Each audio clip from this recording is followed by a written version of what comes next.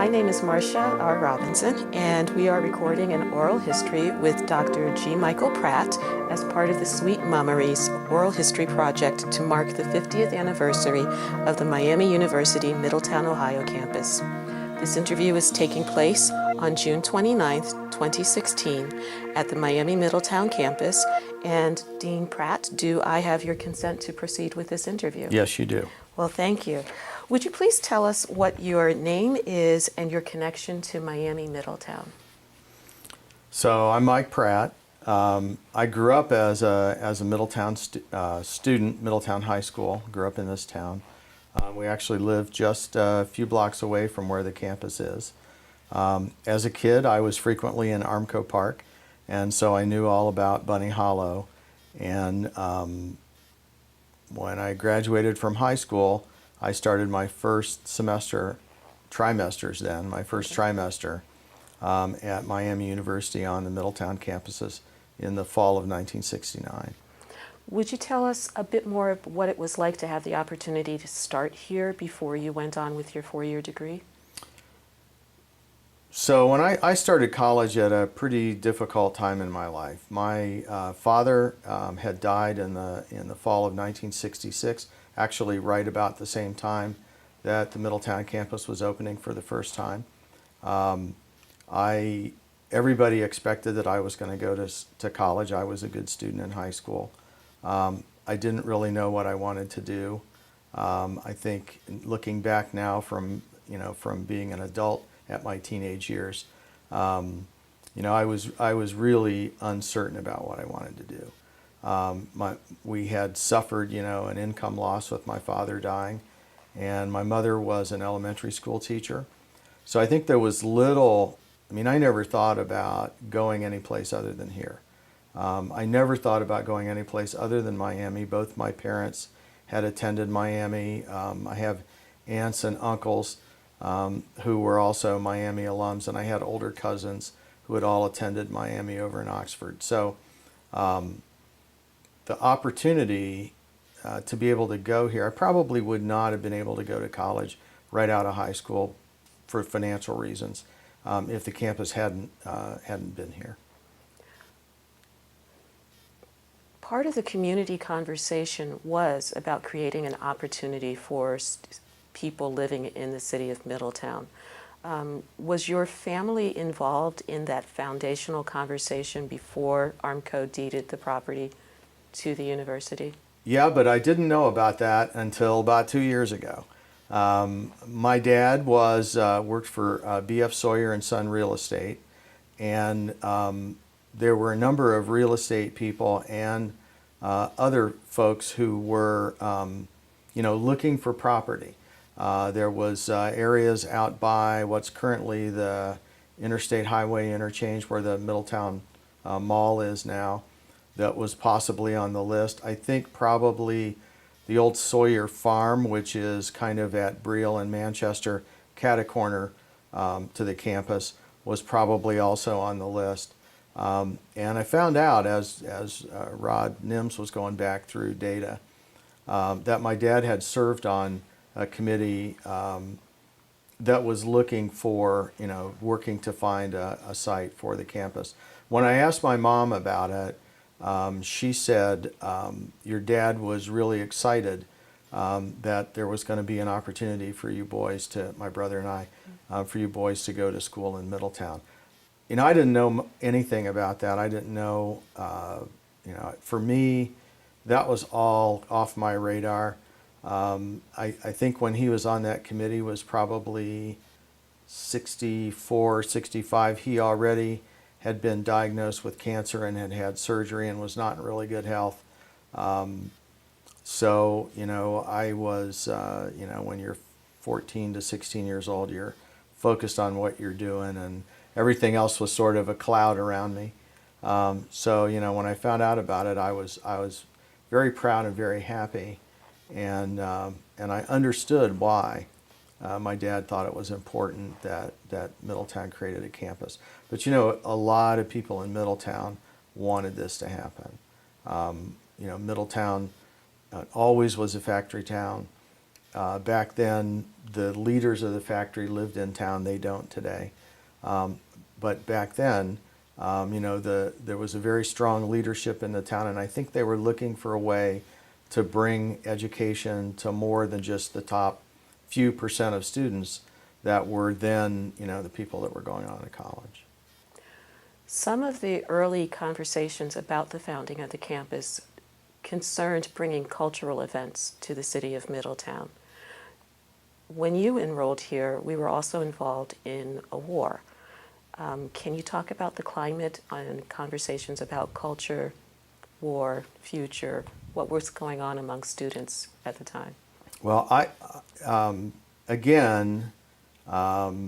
think that first year at Middletown, at the Middletown campus, got me thinking about things. My dad had been a veteran of World War II. He was thought of as one of the people that was really in serious combat during the war, and he came home without serious injuries, but I think it weighed on him. When I look back as an adult, I know that right at the end of the war, his airplane had a weather-related crash accident. After surviving combat missions over Europe without any of their crew being hurt, everybody was hurt and one guy was killed. And I know from things that my dad said that he felt guilty about that.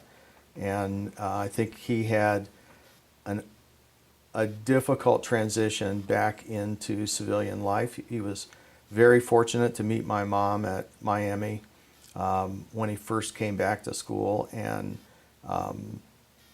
they hit it off, and they got married as soon as my mother graduated. So I had grown up. I kind of got off topic here, but I had grown up thinking about my dad's service and thinking about military service, and I wasn't clear what I wanted to do. I wanted to be a flyer. I thought about maybe joining the Air Force and trying to go for pilot training when I was in junior high. And when I was in junior high, an older guy who was in the military said, "You can't fly, you wear glasses. You can't be a pilot if you wear glasses." And it was crushing to me. And so at that point I thought, well, if I can't be a pilot, I'm not going to go into the service. But it was really not until I got to college. 1968 was that was the year I graduated from high school. So we had Tet, the Tet Offensive, and the Vietnam War really, kind of blew up, and there was a lot of conversation getting started about the war that maybe hadn't been as strong before. Martin Luther King was killed. I think Bobby Kennedy was killed that spring. The Democratic Convention in August or July had major riots that were televised. So 68 was the spring and summer of 68 were a very tumultuous time. For somebody that was graduating from high school, whose father had died, a couple of years before, who wasn't sure what they wanted to do.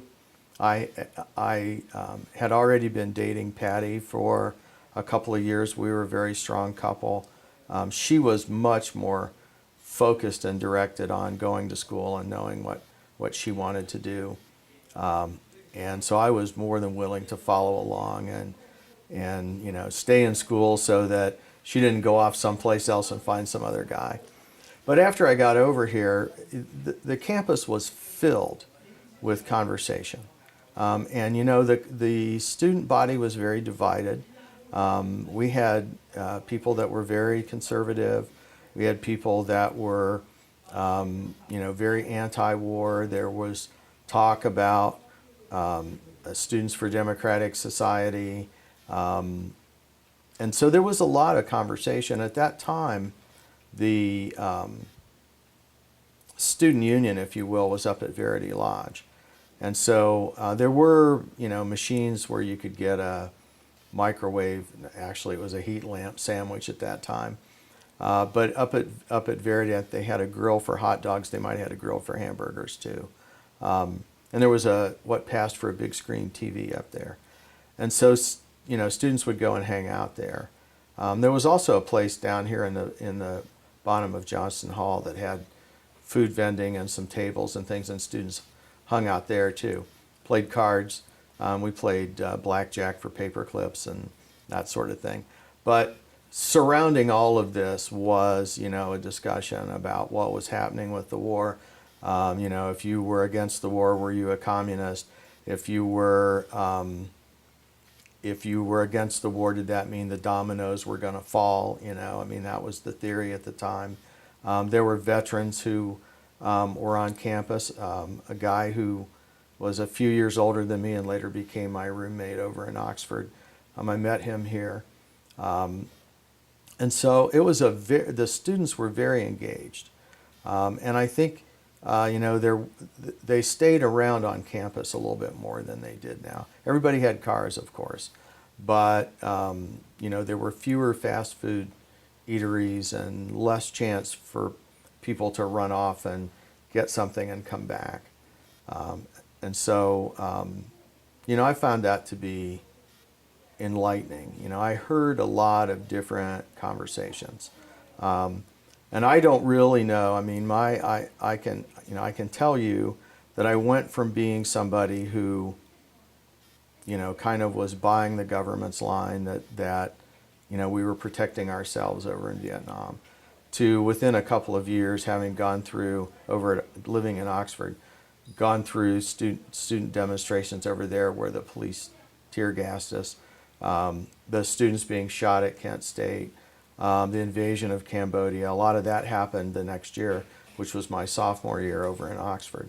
Those kinds of things changed my outlook and my philosophy and my politics and everything else. So those 2 years were a very transformative time.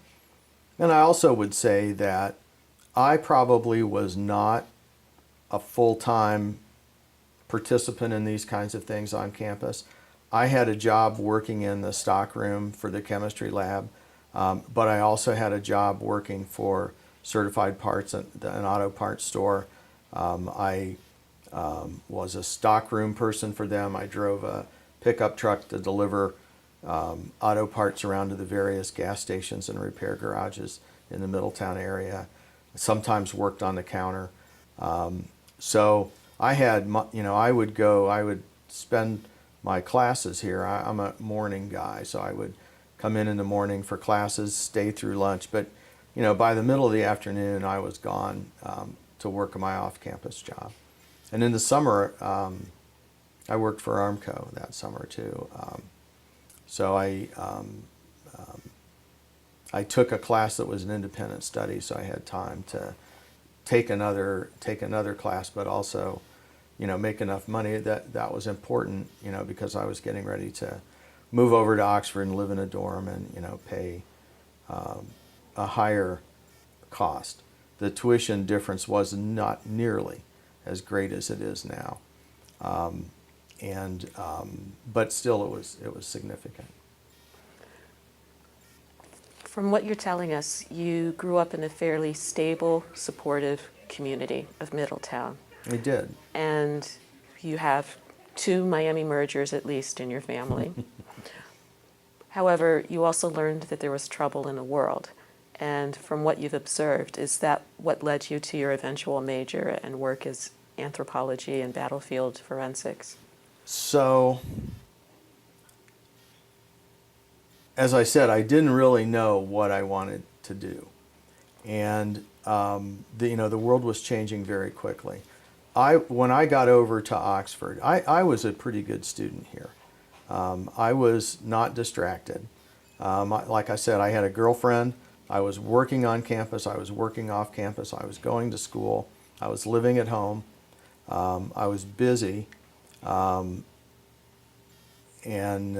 things were reasonably orderly. And then I moved over to Oxford. I didn't know anybody over there very well. The social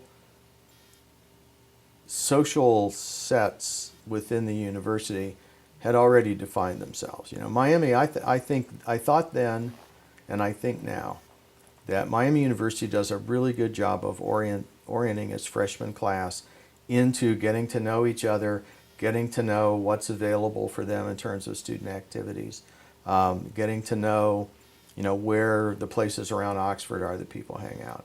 When you relocate from the regional campuses and you're a sophomore or later, you don't get any of that. They wanted to tell me how to register. I already knew how to register. I'd been, registering for a year here. So I moved into a dorm. I moved in, my roommate I knew, he was a guy I knew from high school. But I didn't know anybody else in the dorm. All of those people had selected the quarter that they were living in based on, friendship kinds of associations. And I had an interest in history. I always had an interest in history. I was a chemistry major when I went over there, which was a mistake. But I'd always had an interest in history. And I started to talk with a guy who I met who had an interest in history. And he was on the rugby team. And so he asked me, have you thought about playing rugby? Well, I had never been into high school sports, but it looked fun. And, the guys that were playing rugby were a lot kind of freer and uncontrolled people than the guys that were playing on the varsity sports teams.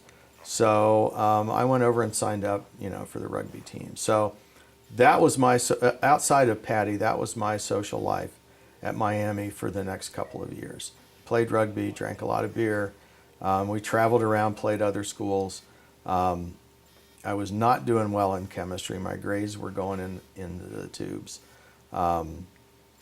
Then we had the Kent State shootings happened, and the university was closed. I went home to my grandparents and my mother all caught up in college students being shot and what was going on in the war in Vietnam, with very different political opinions among them, which I hadn't paid any attention to. I was seeing emerge for at that same time. So by the time we came back to school in the fall of my junior year, I knew I wasn't going to be a chemistry major. I didn't know what I wanted to do. I tried taking classes, and I used my gen eds to take a second class in an area that seemed interesting, but I really didn't know what I wanted to do. I was really unhappy with going to school. Kind of the only good thing in my life at that point was Patty, and she had great grades. She was taking extra classes. She was on course to graduate early, and I was on course not to know what the hell I was doing. So I told her I thought I ought to quit, and she said, no, you ought to stay in school. And so I had read about archaeologists in the past. I thought that was interesting.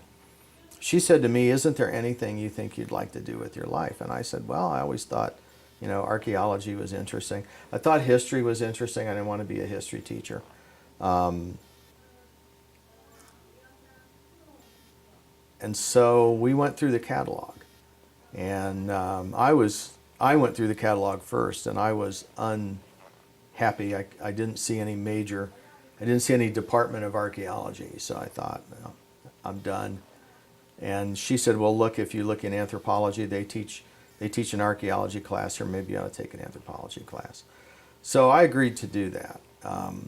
And it changed my life. I read the textbook. The class that I actually took was a class that was on human origins and human evolution. I had the textbook read before the class started. I think that is the only time in my academic career where I read every word of the textbook before the class started. And I aced the course. And not only that, but I aced the course, but I got a C when I got my grade. And I went in and talked to a faculty member that I didn't really know very well. And that was the first time I had ever kind of gone and stood up for myself. And that was back when you laid a template over multiple choice tests. And he'd used the wrong template to grade my multiple choice tests. And so he failed me on the multiple choice test when I really only missed one question. And I showed it to him and he said, oh, you know. So, and after that time, he knew me. And he asked me if I wanted to be a student to work in the archaeology lab. I did.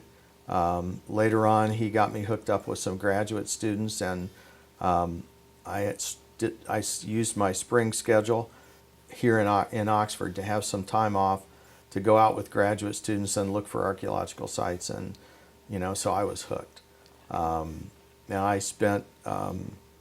took a summer school class doing excavations over in Riley, Ohio, near Oxford, and so that kind of got me on a start. And I knew I wanted to do that. And of course, Patty had no idea that archaeologists would ever be able to get a job. My mother had no idea that archaeologists would ever be able to get a job. At that point, I would have been content to stay at Miami University forever. And then the big shocker was the faculty said, you really can't stay here for your master's degree because we have too many 400/500 courses and you've already taken them as 400s. And you wouldn't learn anything else from us. You need to go somewhere else.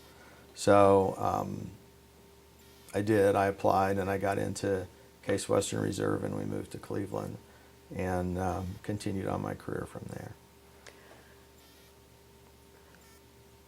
I'd like to move forward to the time when you joined us and you became dean. Okay. And I'd like for you to please tell us how your experience as a student affected your goals for the campus as a dean. Was there any overlap? You've done a lot for our veterans. You've done a lot for our students who are economically challenged, a lot of diversity issues. Is there any connection between those two eras of your life? So let me tell you how I became dean here. Okay. After graduate school, I spent some time working for the Historic Preservation Office, and I was an adjunct faculty member, but full-time at the University of Toledo. It was a non-teaching kind of grant administrator position. And then when I moved to Heidelberg, I was a faculty member for a long time. And then I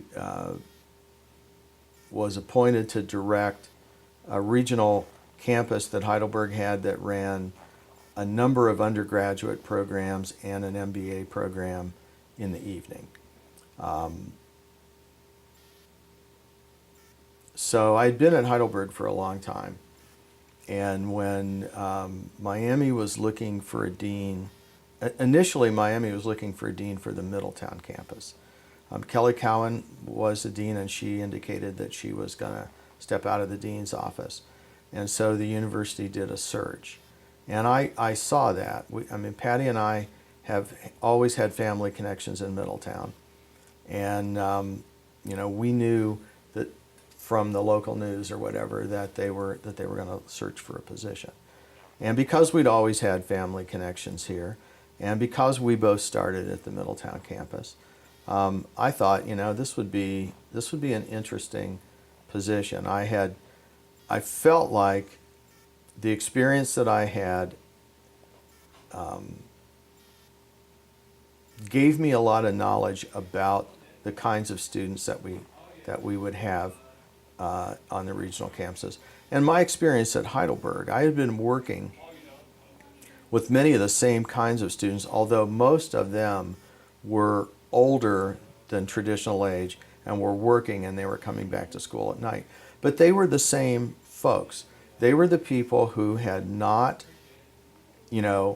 gone immediately into a residential university, had a good time, been successful, and graduated. Or they wouldn't be back in their 20s, late 20s and 30s, trying to finish a college degree. So in many ways, a lot of first-generation students that never made it through the first time or had never tried it before. So, I had worked with a group of people and I taught at that regional campus before I directed it. And so I had probably spent 15 years anyway you know, in contact as only a minor part of my teaching load, but nevertheless, every year saw the same students, same place, that sort of thing. So I thought, you know, I can do this. I'm comfortable with that, you know, wider range of students. I'm comfortable with dealing with veterans. I'm comfortable with dealing with first generation. I'm comfortable with dealing with people that have been kind of coming out of a blue collar background that would not have been on the list of going to college when I went to college, or that group was just starting to enter. I was comfortable working with minorities, especially in the Toledo area. So I thought, okay, I can do this. So I sent in, you know, my paperwork, my application. And almost immediately, the trustees made the decision that they wanted to hire a regional dean over both the Middletown and Hamilton campuses. And they sent back to me a communication saying, you know, we have changed the job description. Do you want us to keep your information on file, or do you want to pull out? Do you want us to, is there anything that you can do to, is there any other information you might want to send? And I don't remember exactly. I think I did send them additional information. I wanted them to know that my tenure at Heidelberg involved being in charge of aspects of both campuses. I was completely in charge of the branch campus, the MUMories campus, but I was also the dean that was responsible for the graduate programs and the professional programs, which was business, which was, we had athletic training, we didn't have a nursing program, education was on my list as well. And so some of the kinds of things that were being taught at the regional campuses, I academically, you know, I had some experience with. So I applied and I got the job. What I was told, it was interesting. You know, I had an interview with Provost Herbst, who 2 days later informed me that I was on their short list and that he was leaving. And so if I got hired, you know, I wouldn't be working with him. I didn't meet interim Provost Skillings until I came for my actual interview. I was still, you know, in the hiring process at that point. But no, actually, I had already been hired. I came, no, that's not right. It was when I came for an interview. I talked with Jeff Herbst for about 10 minutes, and then all of the rest of my stuff took place with Skillings. And that's when I guess during the application process, I had also seen what was called the Harrison Report, which was the last of we need to regionalize the campuses. They should have their own degrees. The understanding between the Miami, Oxford campus and a regional campuses might need to change. So all of that stuff had been, the trustees had read it. The trustees were accepting of that. I was aware that the campuses, for the most part, probably weren't, that this was going to be a new idea to them.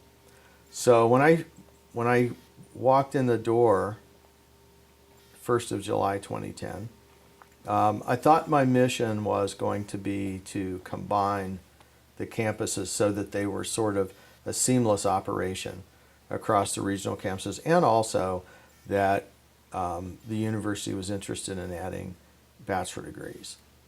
And also, they didn't want them to duplicate degrees in Oxford, although I think I probably didn't have a really clear understanding of exactly what that meant.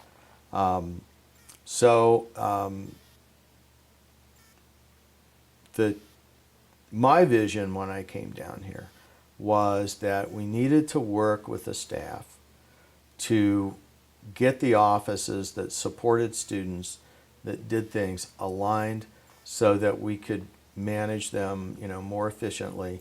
And I was really, really surprised to see how independent the two campuses were of each other. Where I had been, you know, Heidelberg had its rules and everybody followed the rules. When I came here, Middletown and Hamilton had different ways of calculating and approving faculty salary increments. I mean, that's unbelievable that within an institution you would not have standardized practices for things like that.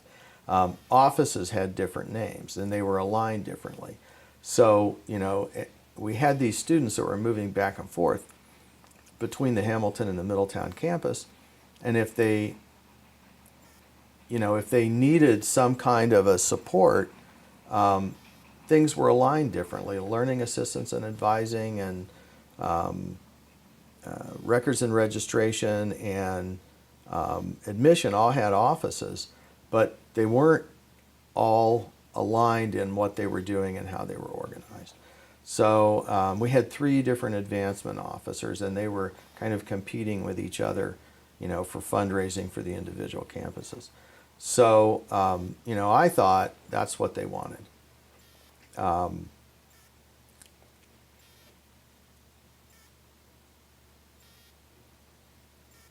The senior administration decided that they wanted the regional campuses to have an academic division. And that information came to me. Here's what we're going to do. And here's the timeline we're going to do it on. We had a new provost, Bobby Gempesaw. He was new, and his response to the provost was to the board and the president was, okay, we can figure out a process on how to do this. But there were things that there was involvement with the university senate. There were some approval kinds of things that were in MUPM that neither he or I recognized. I mean, he didn't know it because he was newer than I was, and I didn't know it because I was new. So I wasn't able to warn him off, don't do this. And so, this all came to the faculty and the staff as sort of an announcement. We're going to create this college. It's going to have the degrees are going to be more applied. That will make them different from what's happening in Oxford. And so, from the perspective of Bobby, I think this was just something to sort of tell people that we were going to put it in place. And that did not go over well. It was a rookie mistake on his part. And I think it made the process longer in getting the College of Professional Studies and Applied Sciences up and running. But it did involve everybody. We went through a series of committees. The other thing is the towns panicked. I really think in retrospect, when I look back at the 6 years that I was here, I spent an enormous amount of time trying to convince the cities of Middletown and Hamilton and the communities, the philanthropic communities that support our campuses, the parental communities that send their kids to our campuses, trying to convince all of these people that they were not going to lose their individual campuses and somehow be subsumed into something else, and that they were not going to lose those campuses as being Miami University. So when I first came here, the concern was the Middletown and Hamilton campuses are going to lose their identity. And both towns and communities were very concerned about that. And because Patty and I were from Middletown, that was a help to us in Middletown. That was not necessarily a help to us in Hamilton because of the relationship, the towns have. But I had my aunt and uncle who were Miami grads and who all 2 of their 3 kids were Miami grads, and my Uncle Bob worked for Ohio Casualty, and my aunt was a teacher in the Hamilton school system. They had been there for a long time. They were both deceased when I got down here, but their name and reputation were known to a lot of the sort of older and leading social and business echelon of Hamilton. And Patty and I were able to, remind people that we had connections. I had a brother that lived in Hamilton and Dayton Street and fixed up one of those old houses and was there for a while. So, we tried to use that to let people know that we weren't, complete outsiders, that we understood Hamilton, that we understood the importance of the Hamilton campus. And we did the same thing in Middletown. Then when they began to start up the idea of CPSAS, that created that might not be Miami, might not have the diploma, names maybe sounds like a technical school, and so that both of the communities kind of blew up again. And Rob Shorman led lots of public and community meetings to try to dampen that.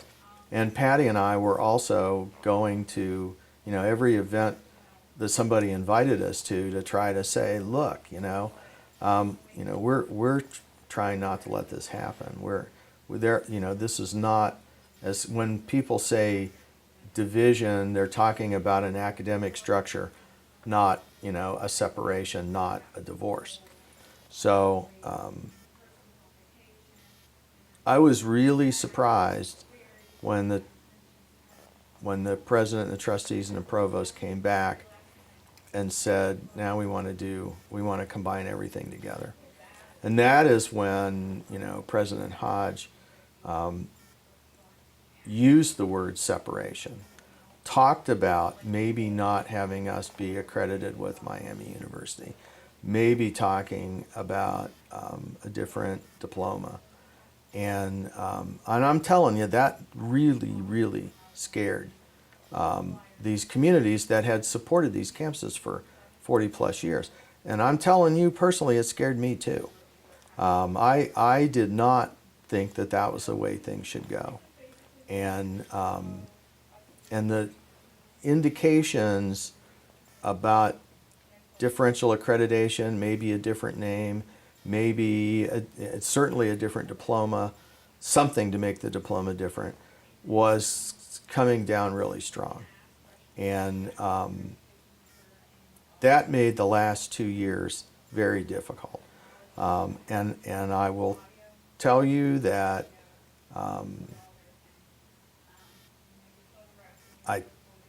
I worked very carefully to try to feed back upstream that this kind of stuff wasn't going to go over well with the community.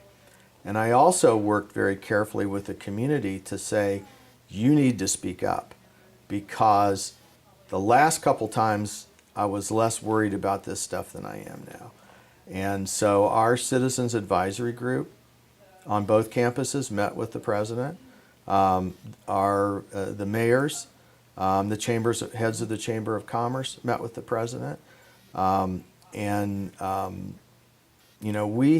had a lot of conversations with them about the fact that this was maybe a little bit, that this was scary. And I was lobbying Provost Gorman and lobbying later Provost Callahan. But I think that and we had the state legislature, the local legislators, met with the president also. So, and I think all of them wanted these campuses to stay Miami. All of them wanted the diploma, to be a Miami University diploma with the college name on it. And there was a strong push also to get Oxford to give us more information about students that had applied to the Oxford campus had been denied. Ohio State just moves them to the regional campuses, and Oxford, the Miami University, doesn't do that. And there are strong reasons over there for not doing that, strong opinions for not doing that. So that was another factor that the community leaders wanted to talk with the president about. And so I really think that in creating the College of Liberal Arts and Applied Science, that we have moved now to a position that I think is going to be more stable.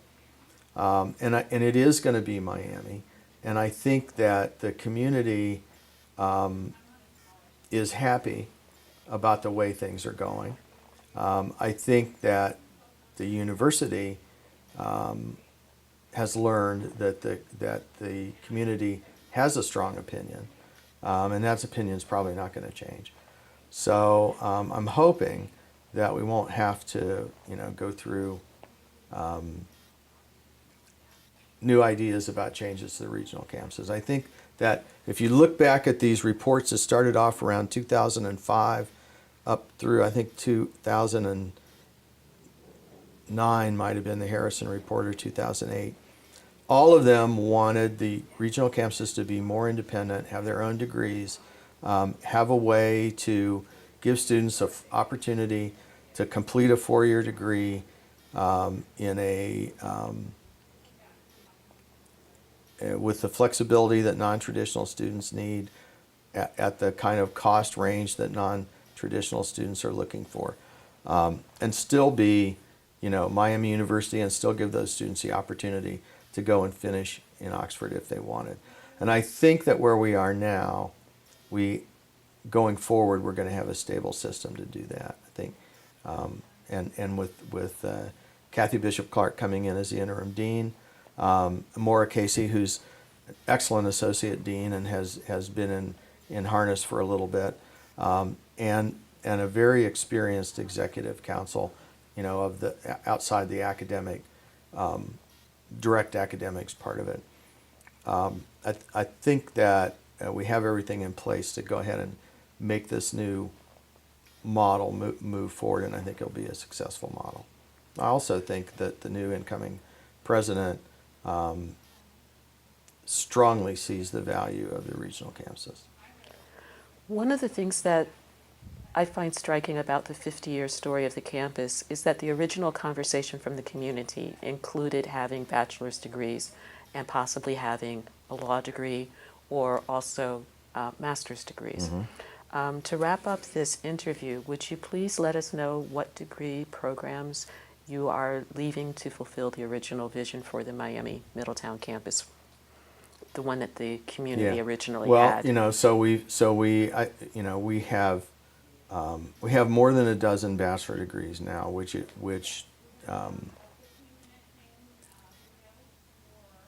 I'll tell you, I think that our regional campus people in the CPSAS division trained Miami University to accept our proposals quickly, and trained the state of Ohio, the Department of Higher Education. I mean, we gave them quality stuff, and they came to expect it, and so the approval process accelerated, and that helped us move to where we need to be faster than I think probably almost any other institution could do that. So we have the bachelor degrees. We still have strong associate degree programs. The Master's in Criminal Justice is going to start this fall. I think that'll be a very, if there's anything that the current social situation is telling us, is that we need to have strong community leadership on the part of the people who lead the police force. The issues with street officers are not going to be resolved until you have, philosophical understanding of how the police should work with the community. So I think what we're doing there is exactly the kind of degree that the communities wanted the regional campuses to have. Those things will lead to direct benefit, to our own communities and the communities surrounding us. Left unfinished is the MSN, which we have strong pushes, I guess I would say, from all of the medical systems around us, also from our trustees. Everybody recognizes that what is going to happen going forward with the healthcare system is a shortage of sort of primary care medical help, and so nurse practitioners, can fill that role. We are working on that. That's a very difficult degree to build because you need highly qualified faculty, and there's just not that many. highly qualified nursing faculty out there. They have other options where they can, you know, they can pick their positions, or they can stay, you know, working as a nurse, as an active nurse. But that's something that I think we would service our communities if we could do that. I think that's very important. You know, there are the other area where people are looking to primary care people are osteopathic doctors, and there are osteopathic medical schools that OU is involved in one, and they're not able to supply the need either, and it's going to get worse.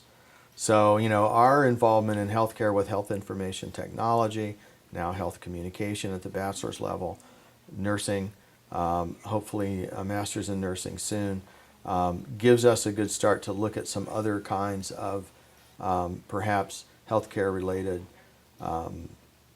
opportunities for students to develop into a career. It seems to me that they're building a new medical facility at every interstate highway exit between Cincinnati and Dayton. And yet, if you talk to people, there's still a shortage if you go outside the I-75 corridor. You go over to Preble County, or you go over to towards Wilmington, those areas. So I think that need is going to be there for a while, and we can address that. I don't think that the regional campuses will probably ever have a law school, but something like that might, step up out of criminal justice. Personally, ever since I got here, I have been trying to say to people, both of our campuses are located on the Miami River. And the Miami River has an enormous clean water aquifer underneath the river valley. Water is the new oil. And, I have said to people, I don't know how to solve this. I'm an archaeologist. I don't have any of the skills that would need to understand how to deal with preserving the quality of an aquifer while sustainably using it. But I do think that we are in a geographic position to think about that as something that would be very, very important to our communities. Middletown and Hamilton, so I am a historian and a battlefield archaeologist. Middletown and Hamilton sucked water out of the Miami River and dumped it back in a polluted form, for a couple of generations at least. And, it ought to be up to the progeny of those towns to figure out a way to make sure that,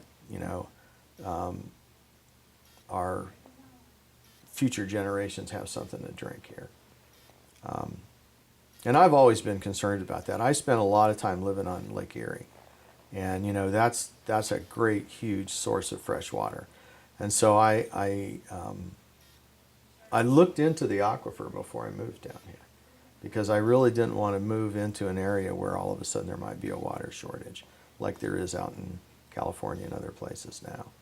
So, if you look at long-term over the horizon, I can't emphasize enough that I think that is something that would be an important niche that the regional campuses could fill. We would need to get new faculty with different skills to deal with that. Okay. Well, thank you. All right. I'd like to continue this for another 4 hours, but I don't think we can. Thank you very much. Is there anything else you'd like to say? Well, I would say this. This is, I have, when I look back over my career, I see myself wherever I have been to try to build something new and to try to leave something behind. And the regional campuses, the changes that came to the regional campuses were by far the most challenging and the most difficult kind of thing that I have done as an academic administrator or a grant administrator or a project director on archaeological projects. But I do think that it was a change that was needed. I don't think we could have sustained two independently operating campuses in the shadow of Miami's Oxford campus, all in the same county, and as independent operations. And so I do feel like going out the door that I have worked towards building something, and that I'm leaving something behind that leaves the regional campuses better off in moving to the future, maybe than they would have been. I could not have done that on my own. If there was ever an involvement that I had as an academic administrator, this was one that I could not make it happen. And I think I was very fortunate to have an extremely talented group of faculty and staff on these regional campuses who have a very extreme dedication to making this work. I don't think I have ever been any place where I could assemble a group of people together and say, here's where we need to go.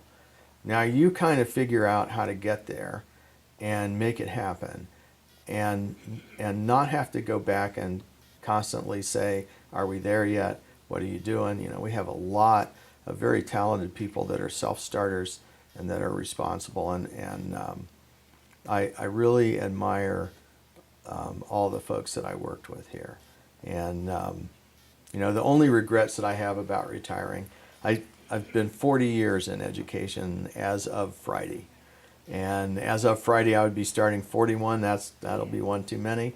So I'm really happy to go out the door, but I really will miss working with such a great group of people on both the regional campuses. So I'll say that as closing. Thank you. Right off into retirement. And so we will stop the recording at this point with your Okay. permission. Okay.